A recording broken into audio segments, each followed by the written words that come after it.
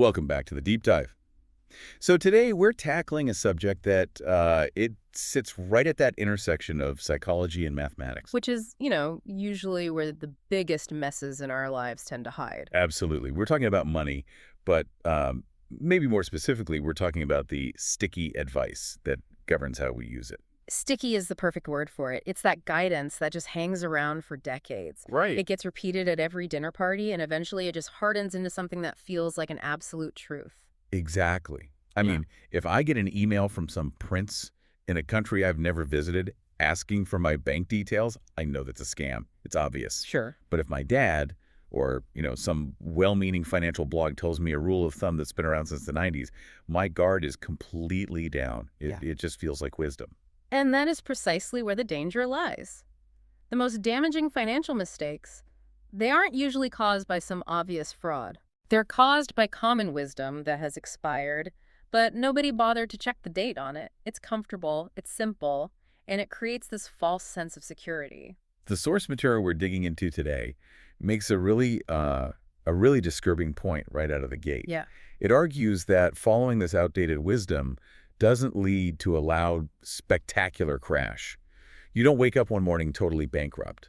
Instead, you suffer from quiet underperformance. Which is arguably worse. Oh, way worse. A crash you can react to. Quiet underperformance is like a slow leak in a tire. You're driving along thinking you're doing everything right. You're saving, investing, following the rule book, but you're slowly losing traction. And you don't even realize it. You might not realize you're in trouble until you're 70 years old and the money just isn't doing what you thought it was supposed to do. So let's name the suspect. We are putting the 4% rule on trial today. It is, I think, the most famous number in retirement planning. Without a doubt. If you've read a finance blog in the last 20 years, you know this rule. It's been the gold standard, or at least it was. But our sources are suggesting that holding on to this rule in, say, 2026 is like trying to navigate a modern city using a paper map from 1995. Yeah, the roads have changed. The traffic is totally different. And if you follow it blindly, you're going to drive right off a cliff. Yeah. So we're going to look at why this rule is so seductive, do the actual math on why it breaks down in the real world, specifically with inflation and timing, and then look at the more dynamic alternative. We're basically going to move from a set it and forget it mindset to something that actually survives contact with reality. Okay, so before we dismantle it, we should probably define it properly for context. We all know the headline, withdraw 4%. Yeah. But where did this actually come from? Because it wasn't just pulled out of thin air. No, it wasn't. It comes from a financial planner named Bill Bengen way back in 1994. He looked at historical market data, everything, crashes, depressions, inflation spikes, and he ran the numbers. He wanted to know, what is the maximum amount you could withdraw from a portfolio of, say, 50% stocks and 50% bonds and never run out of money over a 30-year retirement? And the computer spat out 4%. Roughly, yes. Yeah. The idea is in year one of retirement, you take out 4% of your total pot. So you have $1 million, you take 40,000. Come on. Then, and this is the really crucial part, every year after that, you increase that withdrawal amount by the inflation rate. You ignore the market, you ignore the news, you just follow that inflation adjustment. I can absolutely see why this caught on. It solves the biggest anxiety of retirement. Yeah. Which is just the complexity. Yeah. Life is chaotic, markets are noisy, and here's this neat linear formula that fits perfectly on a spreadsheet. An easy button. It turns a terrifying variable like, will I eat cat food when I'm 85, into a simple math problem. I just need 25 times my expenses and I'm done. It feels safe because it's rigid. But the source material just puts a sledgehammer through that rigidity. It says, life is not linear. A spreadsheet assumes a steady world, but reality is messy. We have health scares, roof leaks, massive economic shifts. And we have meaningful changes in the cost of living. That's really the first pillar that tends to crumble.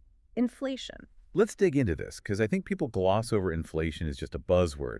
We see it on the news, inflation is up 3%, and we just sort of shrug. Right. But the source walks through the math of purchasing power over a 25 or 30-year retirement, and it is honestly terrifying. It's what they call the $1 million illusion. Right. So walk us through this. Let's say I'm doing my planning. I'm 40 years old. I say, I want to be a millionaire by the time I retire. That's my target. Okay. So you work hard, you save, and 25 years later you hit it. The screen says $1 million. You feel rich. I do. But if we assume an average inflation rate of just 3%, which is historically pretty standard, the value of money gets cut in half roughly every 24, 25 years. Okay, hold on. Let's let that sit for a second. Cut in half. So my statement says $1 million. But in terms of what I can actually buy, bread, gas, healthcare, I'm effectively holding $500,000 in today's money. Precisely. Just think about a Toyota Camry. Today it might cost you, what, $28,000? In 25 years at 3% inflation, that same boring sedan is going to cost over $58,000. Wow. A cart of groceries that costs $100 today is $200 then. So if you are planning your retirement lifestyle based on today's prices, thinking, oh, $40,000 a year is plenty, you are in for a massive shock when you realize that $40,000 barely covers your property tax and utilities. And the 4% rule, it tries to account for this by saying adjust for inflation. But that assumes inflation is steady and predictable. It also assumes your portfolio is keeping up. But there's a gap between the spreadsheet adjustment and the grocery store reality. If you retire and immediately hit a period of high inflation, like we saw recently, you are increasing your withdrawals really rapidly just to maintain your standard of living. You are draining the pool faster than you planned right at the start. Which leads us to the second, and I think much deadlier problem, the sequence of returns risk. This is the one that destroys portfolios. This is the big one. I really want to unpack this because sequence of returns sounds like jargon, but it's actually just a story about bad luck. It's the nightmare scenario of retiring on the wrong day. Let's create a persona to make this real. Let's call her Alice. Alice does everything right. She saves $1 million. She plans to use the 4% rule, withdrawing $40,000 a year. She retires on January 1st. Okay, and let's say on January 2nd, the market drops 20%. Yeah. A bear market starts. Right. Now, if Alice was still working and adding to her 401k, this would be great. She'd be buying cheap shares. But she's retired. She is now a seller. Okay, let me play devil's advocate here. Yeah. Why does it matter when the drop happens? If the market drops 20% in year 1, but then goes up 20% in year 3, doesn't it all just average out? Why is the sequence so dangerous? That is the intuitive thought, but the math just doesn't work that way when you are withdrawing cash. It's a concept called reverse dollar cost averaging. That sounds painful. It is. Look at Alice's math. Her $1 million drops to $800,000 because of the crash. Right. But the 4% rule is rigid. It demands she still takes out her $40,000 plus inflation. So to get that 40 grand out of a portfolio that has shrunk, she has to sell more shares than she planned. She's selling the seed corn. Exactly. She is permanently deleting shares at rock bottom prices. Those shares are now gone forever. When the market eventually recovers, and it usually does, Alice doesn't participate fully in that recovery because she owns fewer shares. Wow. She has dug a hole so deep that the recovery just can't fill it. So if that same crash had happened 10 years later in her retirement, it wouldn't have mattered as much? Not nearly as much. If the crash happens at the end of retirement, it's fine. You've already won the game. But if it happens at the start, that rigid 4% withdrawal acts like a ratchet. It just locks in your losses every single month. That is the quiet underperformance, or actually the loud failure of the rule. It treats you like a robot. I must withdraw funds regardless of the fact that the world is burning down. And that's the fundamental flaw. The 4% rule assumes you have zero agency. It assumes you will drive the car right off the cliff because the GPS told you to, rather than, hitting the brakes. So let's talk about hitting the brakes. The source material offers a solution. It says we need to dump the static rule and move to a dynamic withdrawal strategy. What does that actually look like? Is it just spend less? It's more structured than just feeling it out. It's often called a guardrails approach. Guardrails, like in bowling. In a way, yeah. Imagine you have a central line. Maybe that is your target 4% withdrawal. But you set a rule. If the market does really well and your portfolio grows by, say, 20%, you give yourself a raise. I like that part. Everybody likes that part. You hit the upper guardrail, and you can spend 5% or buy that boat. But there's a lower guardrail. Of course. If the market tanks, like in Alice's scenario, and your portfolio drops by a certain percentage, you don't just blindly sell shares, you trigger a pay cut.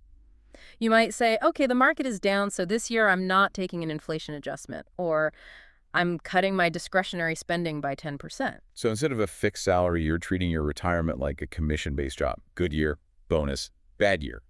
You tighten the belt. That's the perfect analogy. And the research shows that even small adjustments, like simply skipping an inflation increase during a bear market, can drastically increase the survival rate of your money. It stops that death spiral of selling low. But this requires a whole mindset shift, right? Because the entire appeal of the 4% rule was certainty. I have $40,000 forever. This dynamic approach admits that we don't know what next year looks like. It trades a false certainty for actual safety. The 4% rule lies to you and says you're safe right up until the moment you're broke. The dynamic approach says you might have to skip the big vacation in 2028, but you won't be destitute in 2040. This brings up the other layer of the solution from the source. If your portfolio income is variable, if it might drop during a crash, then you need a backup. You need diversification, and not just buying different stocks. No, we are talking about income diversity. The source emphasizes that relying 100% on your portfolio is essentially walking a tightrope without a net. You need other streams. And the source lists things like Social Security, which is basically an inflation-adjusted annuity, but it also brings up part-time work. Yes, and I know some listeners might groan at that. I'm retired, I don't want to work. Exactly. For a lot of people, working in retirement feels like failure. It feels like, I didn't save enough, so now I have to be a greeter at a department store. And we need to reframe that completely. Think of it as sequence of returns insurance. Let's go back to Alice. The market crashes 20% right when she retires. If she has some kind of side hustle, maybe consulting, maybe a passion project, maybe just working 2 days a week, that covers her grocery bill. She doesn't have to sell those depressed shares. She doesn't. She can live on the cash flow from the job and just let the portfolio sit there and heal. Right. The job isn't about failure. It's a strategic lever. It allows her to leave the investment account alone during the worst possible months. Even earning $15,000 or $20,000 a year can drastically reduce the pressure on $1 million portfolio. It just lowers your withdrawal rate naturally when it matters most. It changes the definition of enough. You don't necessarily need a mountain of cash so high that you never have to lift another finger. You need a flexible system where your labor, your Social Security, and your portfolio all work together. It's about optionality. If the market is booming, quit the part-time job. Go to Italy. If the market crashes, pick up a few shifts. It puts you in control rather than the spreadsheet. I really like that. Yeah. It makes retirement feel less like a cliff you jump off. I was working, now I am not, hope the math works, and more like a dimmer switch. You just gradually adjust as you go. And frankly, that's healthier for us as humans anyway. A total cessation of work isn't always the paradise people think it is. Keeping a foot in the game, staying mentally engaged, earning a little active income, it solves the math problem and the boredom problem at the same time. So if we zoom out, the message here isn't that you can't retire. It's that the rule that promised you could retire on autopilot is, well, a myth. It's a starting point, not a destination. Use the 4% rule to get a ballpark figure. If you think you need $40,000, sure, aim for $1 million. But don't engrave that in stone. Real safety comes from flexibility. Flexibility is the only true security. The ability to say, the world has changed, so I will change my behavior. That is what keeps you wealthy. Sticking to a rigid plan from 1994 is what gets you into trouble. It's funny, as we were talking about this, I'm realizing this applies to so much more than just a portfolio. We have these zombie rules in all parts of our lives. Oh, we do. We stick to career paths because that's what a safe career looks like, even though the entire industry is being disrupted. Or we stick to diet advice from 30 years ago because it's just what our parents did. It's that desire for the easy button again. We want a rule so we don't have to think. But this deep dive today is really a reminder that you have to keep your eyes open. You have to be the pilot. You can't just set the course and go take a nap in the back. You have to fly the plane. Exactly. So here's a challenge for you listening. We've dismantled the 4% rule. We've looked at the math of inflation and the cruelty of market timing. But look at the rest of your life. What other simple rules or common wisdom are you following right now just because they're easy? And are those rules actually serving you, or are they just quiet leaks in your tire, slowly, eroding your potential? That's the question to mull over. Thanks for diving deep with us today. See you next time.